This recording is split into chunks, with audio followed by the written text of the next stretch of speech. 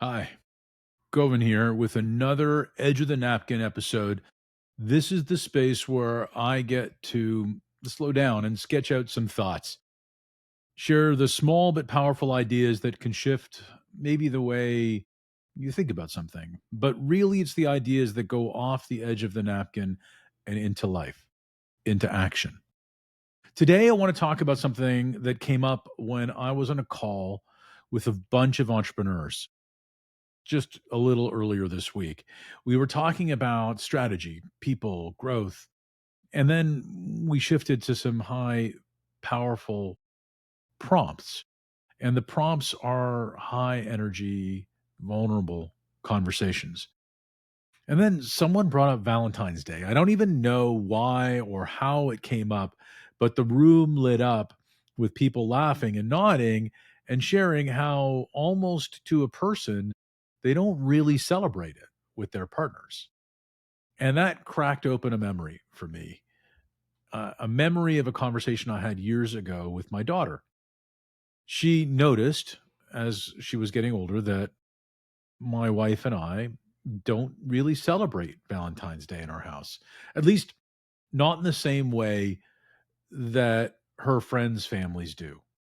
Because yes, my wife puts together these sweet little baskets for the kids, but when it comes to this idea of traditional flowers and chocolate or dinner out kind of thing around Valentine's Day, we don't do it. So I explained to her in this way. I said, I don't need to hallmark moments.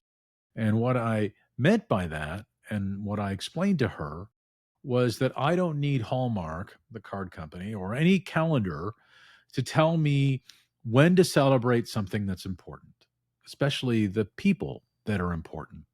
I don't need a company or a calendar telling me that this is the one day I should celebrate the person I love, the people I love, or this is the one day I should celebrate them, is their birthday or an anniversary. Sure, I lean into the big cultural celebrations. And if you know me, Christmas and Diwali and Thanksgiving, both the Canadian and American, I'll try to double duty on that. And I have an old Twitter thread where I detailed my Thanksgiving turkey rituals. So I love these moments because they're about family, community, a shared culture, and belonging. But when it comes to showing my wife how much she means to me, I don't need to wait till February 14th. And here's the key thing I told my daughter. There's no limit to the number of times I can tell her mother that I love her, value her, appreciate her. No limit on the times that I can show her that she matters to me. I don't need to wait for a holiday. I don't need to wait for an anniversary, and I can do it every single time we're together.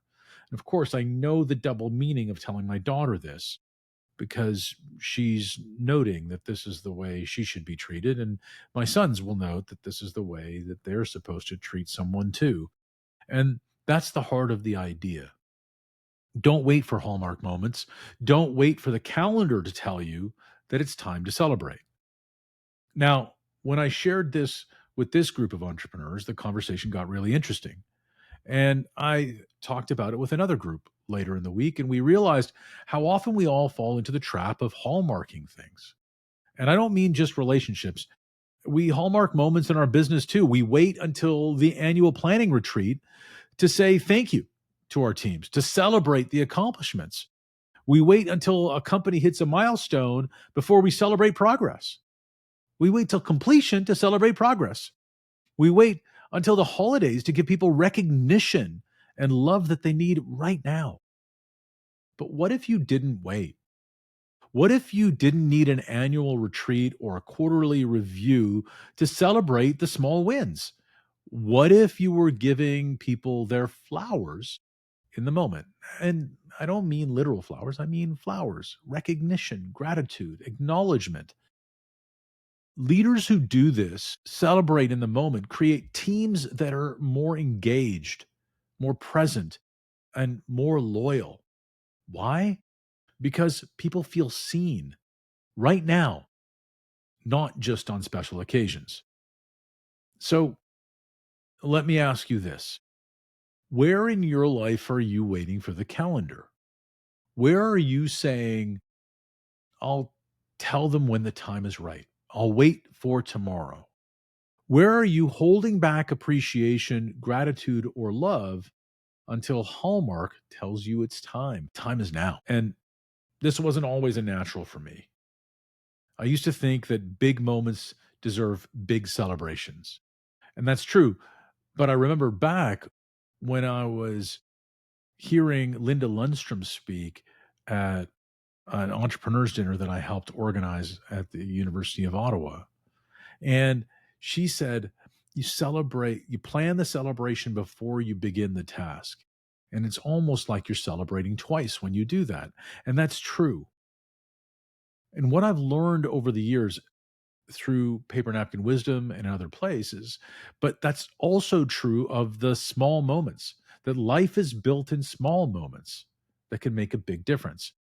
The everyday, ordinary, I see you, I love you, I value you moments. My wife doesn't need me to show up once a year with roses. She needs me to show up every single day with presence, attention, gratitude, protection, safety, initiation. My kids don't need me to wait until their birthdays to tell them I'm proud of them. They need to hear it after practice, after test, after a rough day at school or at work or in life. And my clients, my teams, my partners, they don't need to wait until the year end review to know where they stand. They need to know right now. Nobody should be guessing about how I feel about them in any given moment. So, how does this apply if you're an entrepreneur or a leader listening right now? Well, here's how. Don't wait for the offsite. Celebrate your team on Monday morning, tomorrow. Don't wait for the contract to close to recognize the effort. Thank people while they're grinding. Don't wait for the big client win to acknowledge the intern who kept the project moving, the team who stayed late to get it done. Because here's what happens when you stop waiting for Hallmark moments: you build momentum, you build trust, you build relationships that aren't dependent on external triggers, they're alive every day. This is pure focus, align, act. Focus, notice where you're waiting for external triggers: Valentine's, anniversaries, annual reviews, a deal to close, release, goal setting. Reframe that belief. Tell yourself, I don't need permission to express appreciation or love. The right time is now. Act. Do it today. Pick up the phone, send the message, say the words, give thanks. Don't wait. So don't hallmark your moments. Celebrate the people you love and value right now, because there's no limit. There's no limit to how often you can say, I love you. No limit to how often you can say, I appreciate you. No limit to how often you can tell someone you matter. And if you start doing that today in your relationships, in your leadership, in your business, you'll stop living by someone else's calendar and start creating the life and culture you actually want. So that's today's Edge of the Napkin. And I wonder if you feel a challenge in there for you, that maybe you're already thinking of someone in your life right now who, before the end of the day, you could select. Maybe it's someone in your life, a family member, a friend, a team member, and maybe you could figure out a way to give them their flowers right now. You don't have to wait for the holiday. You don't have to wait for the review. Don't have to wait for Valentine's Day. You could do it now. And when you do, I'd love to hear how it goes. I'd love to hear what changes for you. Write your takeaway on a napkin, post it, tag me, or just put the hashtag Paper Napkin Wisdom. because these little napkin thoughts, they're small enough to fit on paper, but big enough to change your life. Make it a great day.